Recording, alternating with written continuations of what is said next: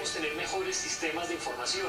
No deberíamos estar en este momento en torno a la especulación y como si esto fuera una apuesta a ver quién acierta el número, sino deberíamos estar por el contrario con la certeza, tener las cifras y poder tener informes estadísticos, pero desafortunadamente el país ha venido quitando las inversiones que hacía para eso. Entonces hoy tenemos menos información que la que teníamos antes y tenemos un momento en el cual necesitamos es realmente mucha más información y no menos. Entonces yo no soy amigo de las especulaciones, creo que es mucho mejor tener un debate basado en la rigurosidad, en los elementos técnicos y en medidas aplicadas concretas a cada una de las regiones y no caer en exageraciones.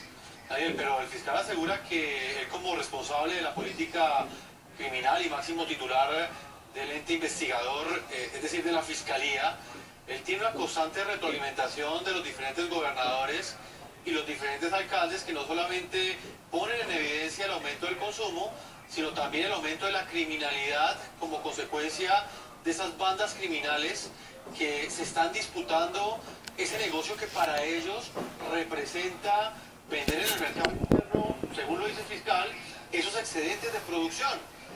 ¿Una evidencia empírica como la del fiscal no es un argumento? Yo creo que el elemento central aquí es, tenemos que reconocer que el fiscal está generando un debate que es muy importante para el país. Yo coincido en esa preocupación. Yo coincido en que no debemos seguir dándole la espalda a este problema.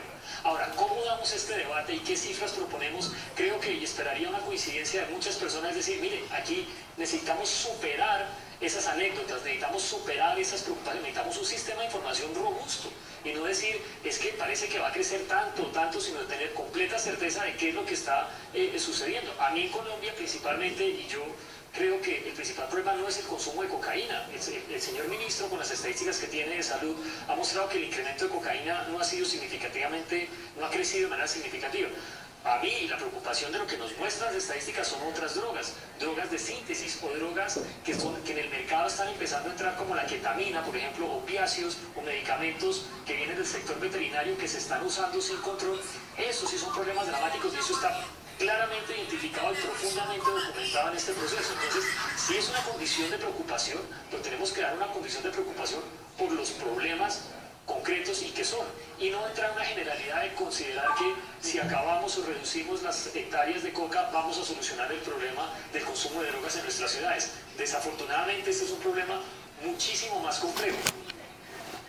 Daniel, ¿hasta dónde cree usted que la influencia que tendrá en este momento, por ejemplo, la llegada del presidente de los Estados Unidos, Donald Trump, en lo que tiene que ver con la política antinarcóticos en Colombia? Y se lo pregunto en el contexto de este panorama que ha planteado el fiscal general de la Nación y al mismo tiempo de la política en ese momento que hay en Colombia, y es que no hay aspersión de cultivos ilícitos mediante fumigación aérea con glifosato.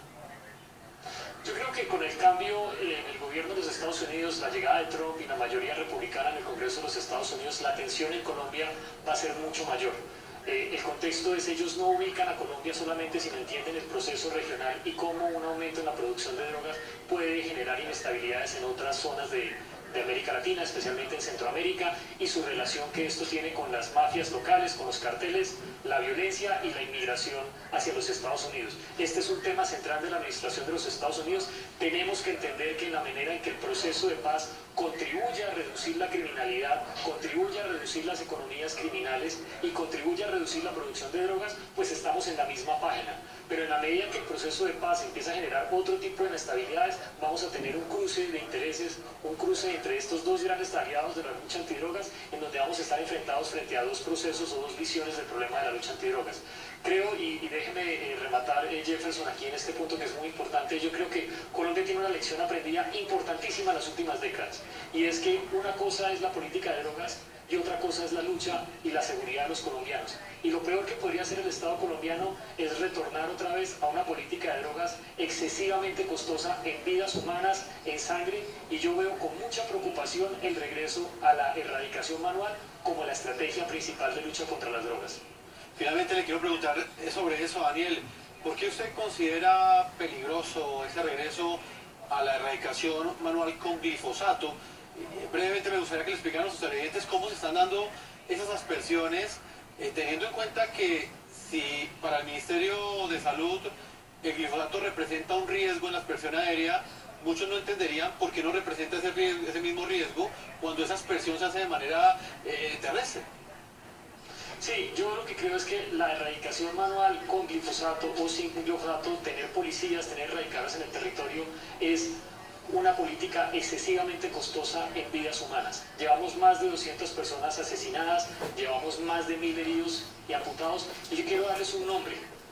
Una persona muy importante para todos los colombianos que nos vamos a enviar el día de ayer. Brian Murcia fue asesinado en el Guaviare por estar haciendo campañas de erradicación manual. Un joven de escasos 21 años que debería estar en centros educativos, que debería estar formándose, entregó su vida por estar erradicando hectáreas. Mi pregunta es si eso vale la pena.